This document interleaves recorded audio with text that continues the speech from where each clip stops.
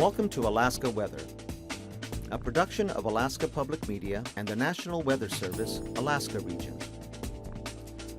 Produced and broadcast daily from the studios of KAKM, Alaska Weather provides complete forecasts, public, marine, and aviation for all of Alaska. Alaska Weather is made possible by the following sponsors.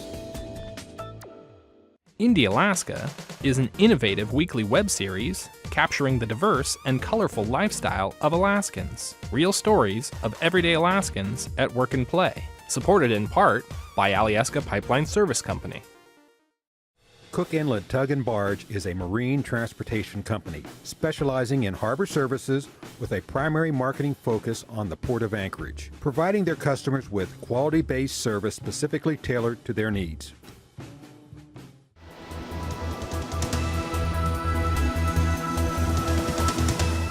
The National Weather Service. Good evening, I'm David Kramer here with your Alaska weather. As always, please visit our website at arh.noaa.gov. Get any updates to our forecast there or any watches, warnings, advisories that we may have issued for the state. You can call our weather info line, 1-800-472-0391. Get any updates to the forecast through that means as well. And we have Twitter and Facebook. You can follow us on both of those. Starting off, we'll take a look at our satellite imagery for the state. We'll continue with one of the lows way out to the west as we watch this track through the western Bering, moving down to the south, bringing some rain and snow to the western Aleutian Islands, and a little bit warmer there in the central Aleutian Islands, seeing some rain showers with that low there.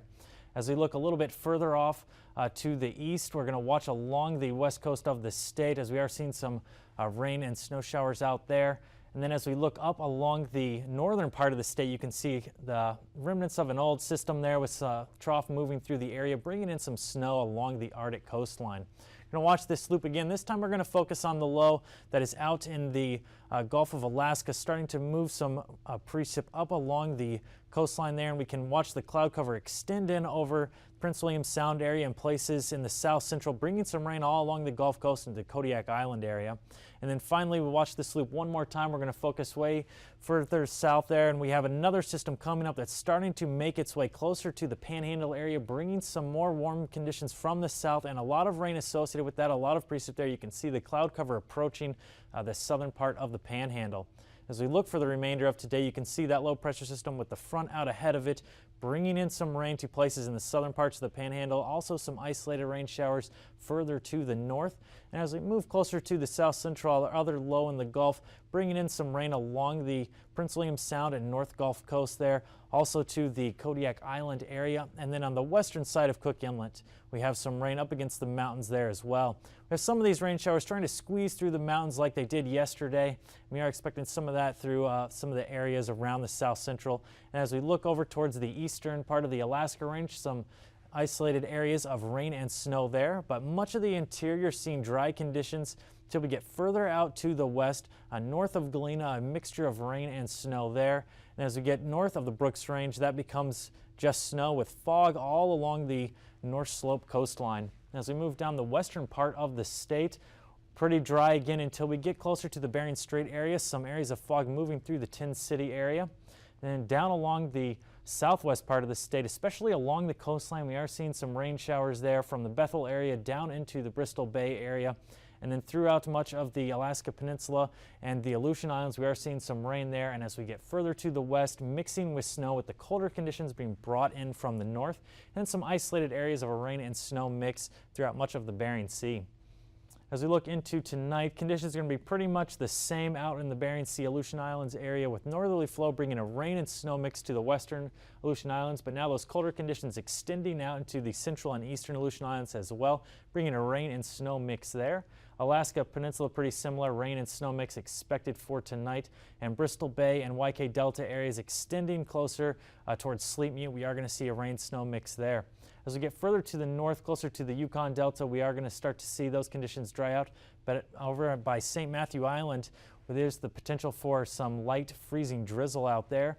Foggy conditions going to continue through the Bering Strait area, but much of the Seward Peninsula should be pretty dry overnight.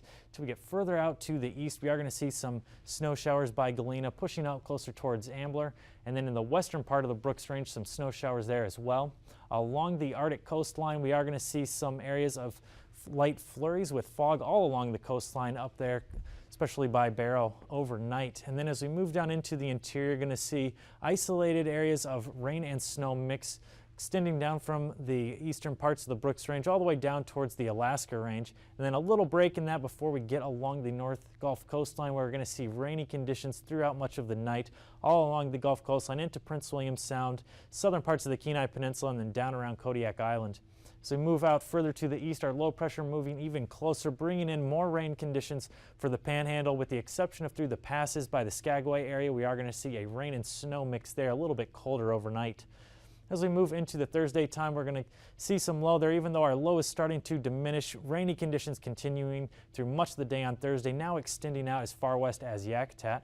But the south central is going to start to clear up as that low has diminished, and we are going to see only some isolated areas of rain showers closer towards Talkeetna. And then as we go further to the south, Kodiak Island as well, going to see some rain out there.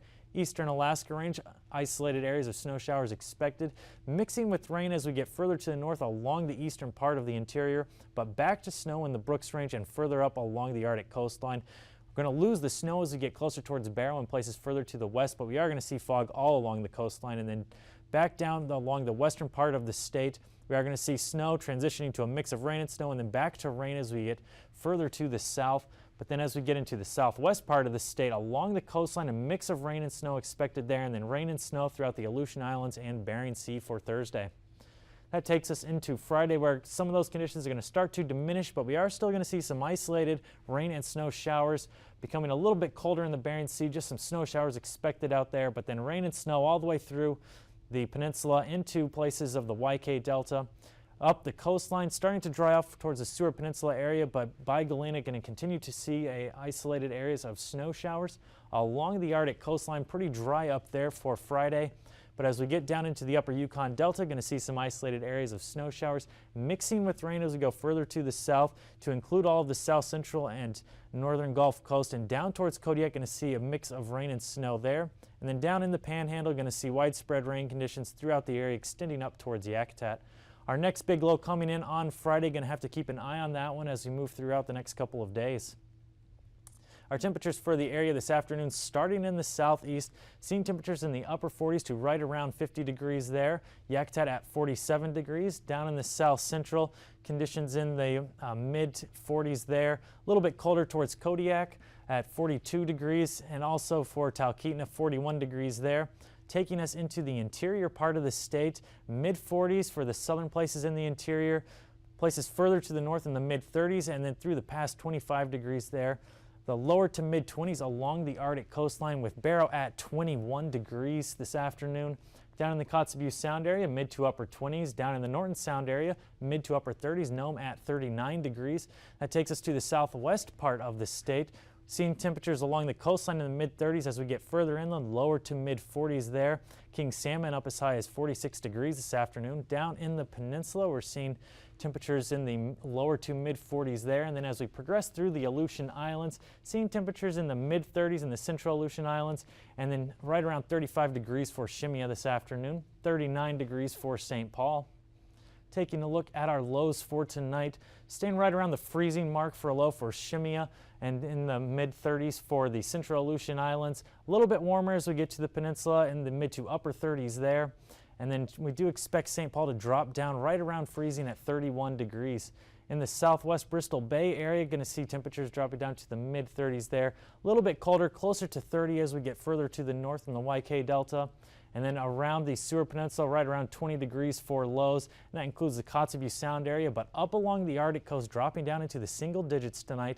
Barrow getting down to 8 degrees, as well as Deadhorse. And then as we move down into the interior, northern places in the teens for lows tonight, but in the southern parts of the interior in the mid 20s there.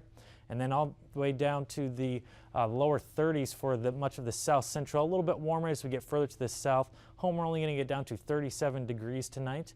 And then in the southeast part of the state, northern locations down to the mid 30s, but only down to around 40 as we get to places further in the south. our highs for tomorrow, starting in the southeast, up into the upper 40s throughout all locations in the southeast.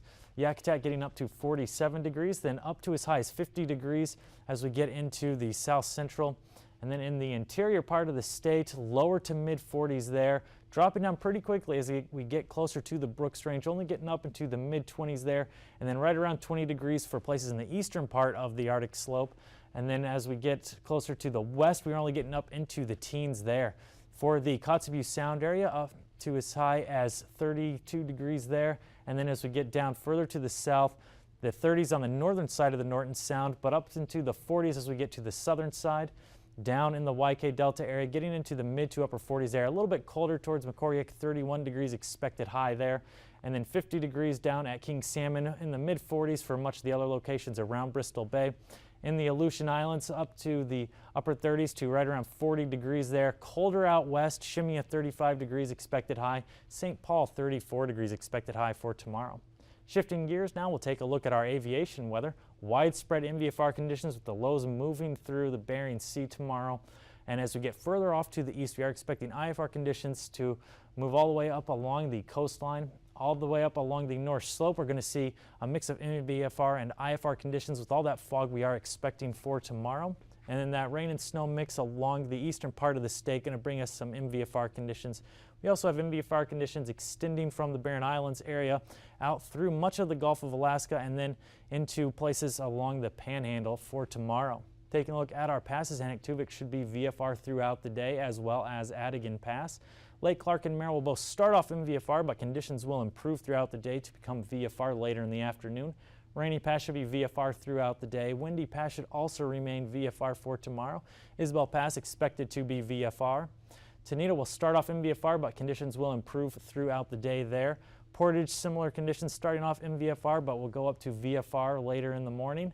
And then Chilcoot and White are going to be the opposite, starting off VFR, but as we move into the afternoon hours, going to drop down to MVFR conditions.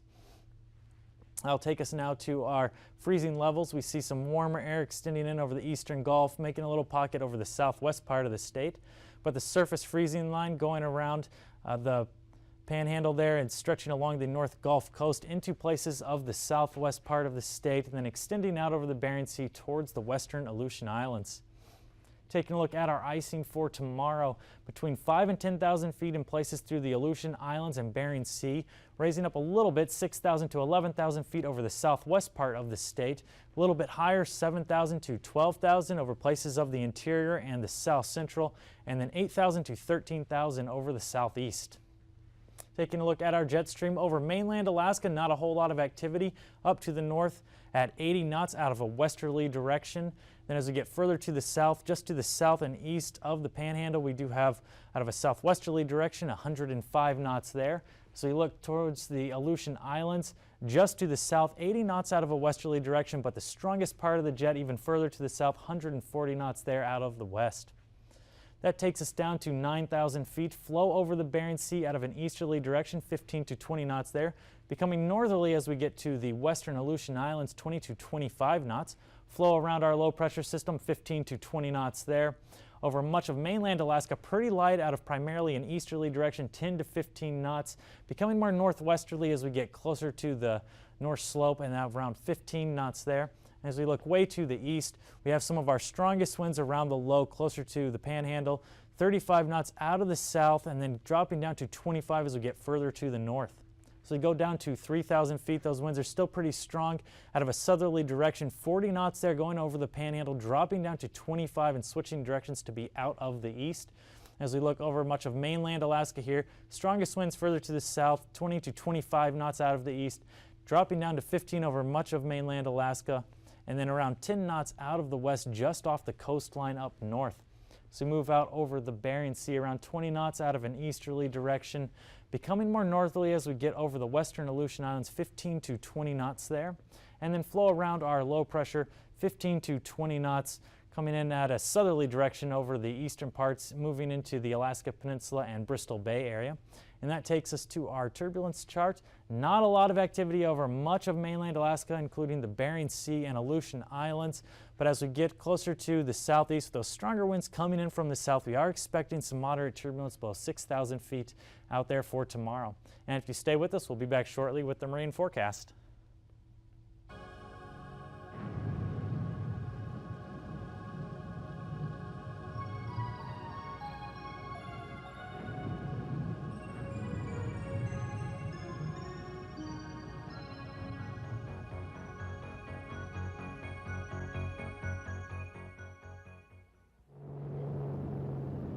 A flood mitigation plan can help communities identify measures that can be taken to reduce damage to property and risk to life caused by flooding. Well, this is an anchor for the boardwalks. We got an anchor about every 20 feet on both sides.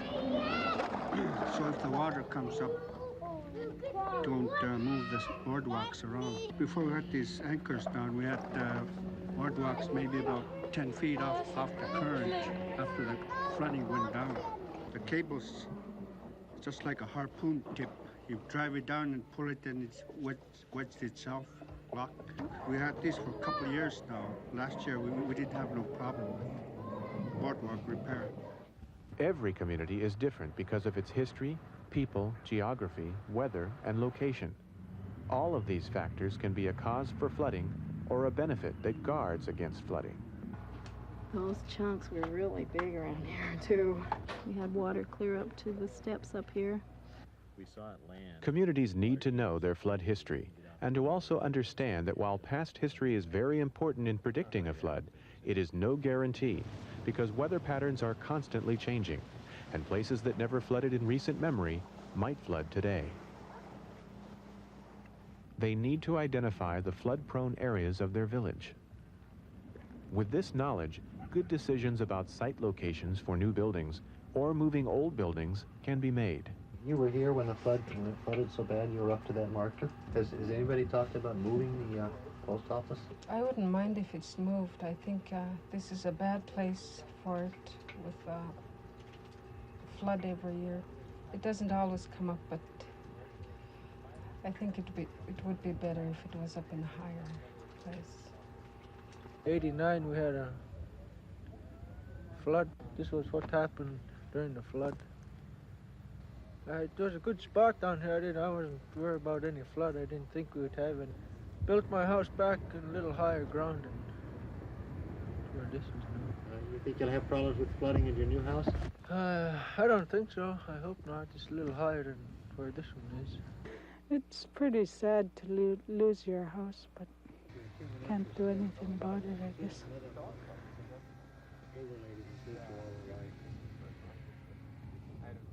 But not all buildings can be moved to safe ground. In these instances, communities can take other measures, such as flood control projects, seeking assistance from state and federal agencies, flood insurance programs, flood alert systems, public awareness and preparation programs, and learning the benefits of land use regulations. There is also the reality that many villages are located in floodplains where flooding occurs yearly. However, serious damage can be avoided if structures are built out of the floodway. Floodproofing buildings will minimize damage even in floodplains. This can be done by elevating living spaces above flood levels and good soil drainage. If structures have to be built in floodplains, then access routes to higher ground are essential. Other factors that need to be considered are erosion, wave action, and drainage impacts. If buildings are elevated in floodplains, utility pipes, electrical connections, water and sewer lines, and fuel and propane tanks also need to be floodproofed according to code. To enforce sound building practices in floodplain areas, it is a good idea to require development permits from individuals and even government agencies. Decisions that are made by others outside the community, even government agencies, should be filtered through the collective wisdom, knowledge, and life experience of the people who live on the river. One way to ensure good decisions and good development of your community is to learn all you can about your river, your history, and where you live. My little nephew Chucky, he come home for a week. He was disgusted with that school teacher. We cannot get that teacher to put things up. Well, this is what they're used to doing every spring. It's a precaution that everybody takes. And the school teacher is pretty new, and he said, oh, you kids don't know what you're talking about. About, oh, I don't know, about midnight, water started coming in, and I mean, it came in a hurry. Well, the poor school teacher, he had to roll up to the store and got his wife and his 2 boys out. And so he got out. Next day we came down and we walked around and he was out there. Oh man, I tell you what a mess he had. Everything was wet in his house. These little kids came along, my nephew and his little buddies. And, Mr. Rasmussen, you should have listened to us old timers. We should get a name of this course. Mr. Rasmussen was quite disgusted, cussing under his breath, and my brother and I, we laughed so much over that. But everybody knows every spring you have to be prepared.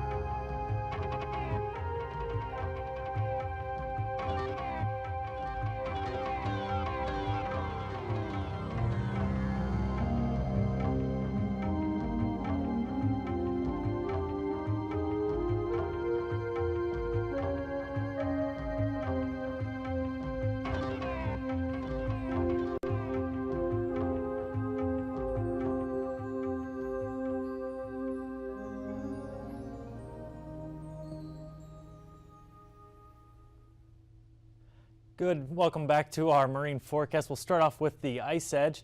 Looking into Cook Inlet and in the Bristol Bay area, we're not seeing any ice there right now with the exception of river ice that is getting pushed out into the more open waters from those rivers there.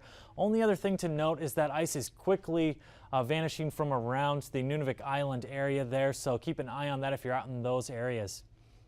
As we look at our main marine forecast, starting off in the southeast, we have our winds in the south from a southerly direction up to as high as 35 knots there with 16 feet for seas, dropping off down to 10 to 15 knots as we get further to the north, with that direction shifting, becoming more easterly and eventually northerly. 30 knots out for much of the eastern part of the Gulf, but dropping down to 10 as we get closer towards Yakutat.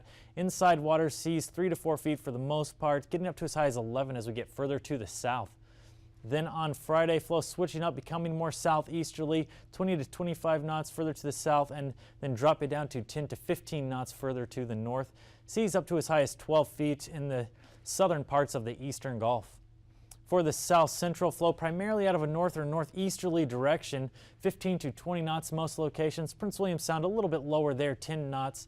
And as we get closer to the Shelikof Strait area, 15 knots there. Seas in the more inside waters, 5 to 6 feet, 6 to 7 as we get out into the Gulf. As we move into Friday, flow switching, becoming southeasterly here as well, 10 to 15 knots for most locations, a little bit stronger as we get further off towards the east around the Cordova area, out of a southeast, 20 knots there, 5 to 6 feet for seas, and then 3 to 5 feet for many of the locations further off to the west. Northern Cook Inlet only seeing 2 feet for seas. As we move into the Thursday forecast for the Alaska Peninsula, 10 to 15 knots, pretty weak flow throughout much of the area, 6 to 7 feet for seas on the Pacific side, 2 feet on the Bering side. Then into Friday, flow still pretty light, 10 to 15 knots there, seas stronger on the Pacific side, once again 6 feet expected, and 1 to 3 on the Bering side. So we move out over the Aleutian Islands, way out to the west, north or northwesterly flow there, 15 to 20 knots. Becoming more westerly as we get further off to the east, 15 to 20 knots there, with seas getting as high as 8 feet on the Pacific side. Then on Friday here, northwesterly flow, 15 to 20 knots, all the places out east, and then west or northwest flow, 15 to 20 knots in the central and western Aleutian Islands as well on Friday. Taking a look at the west coast of the state, northeasterly flow for much of the locations, strongest up north, 20 to 25 knots there, dropping down to 10 to 15 as we get further to the south and closer to the Pribilof Islands. Then on Friday, flow still pretty northerly, strongest once again further to the north, 15 to 20 knots now, a little bit weaker than it was on Thursday, and then down to 10 to 15 knots further to the south. Along the Arctic coastline, starting off west, northerly flow 25 knots there, dropping down as we get places further to the east. From Barrow and to the east, we are seeing speeds only around 10 knots. Then on Friday, becoming just a little bit more easterly, a northeast direction now, 10 to 15 knots for the easterly places, and then 20 to 25 knots along the west coast, moving around Point Hope, strongest there, 25 knots. Taking a quick recap of the state for tonight, low pressure out over the Aleutian Islands, bringing a rain and snow mix throughout the Aleutian Islands, Alaska Peninsula, Bristol Bay, and Bering Sea areas. That does include the Kuskokwim Delta as well. And then as we move up along the coastline, pretty dry except for St. Matthew Island, where there is the potential for freezing drizzle tonight. Some foggy conditions along the Bering Strait. As we push out into the interior, we're going to see some isolated snow showers around the Galena area, becoming mixed with rain throughout much of the rest of the interior, extending up towards the eastern parts of the Brooks Range. Western parts of the Brooks Range should stay in snow. And then along the Arctic coastline, some flurries and some fog all along the Arctic coast. So we look down in the south central, we're going to see widespread rain conditions along the North Gulf Coast and Prince William Sound areas, extending down toward Kodiak Island. Many of the other places in the south central will stay pretty dry, but some of those showers may push their way into the more interior locations. Then further off towards the east, we do have our other low pressure system bringing in some rain to all along the Panhandle area, where we are going to see a mixture of snow as we get closer to some of the passes in the Skagway area.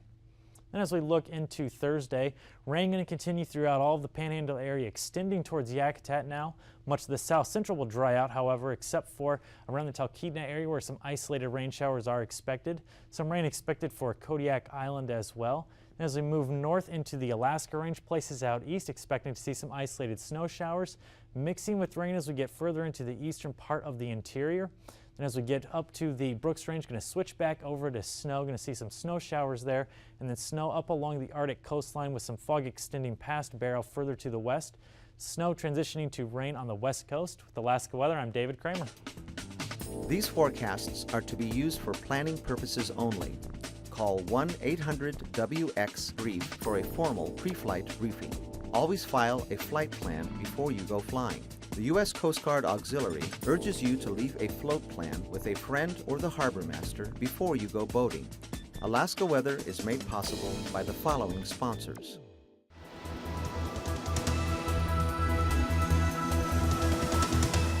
The National Weather Service.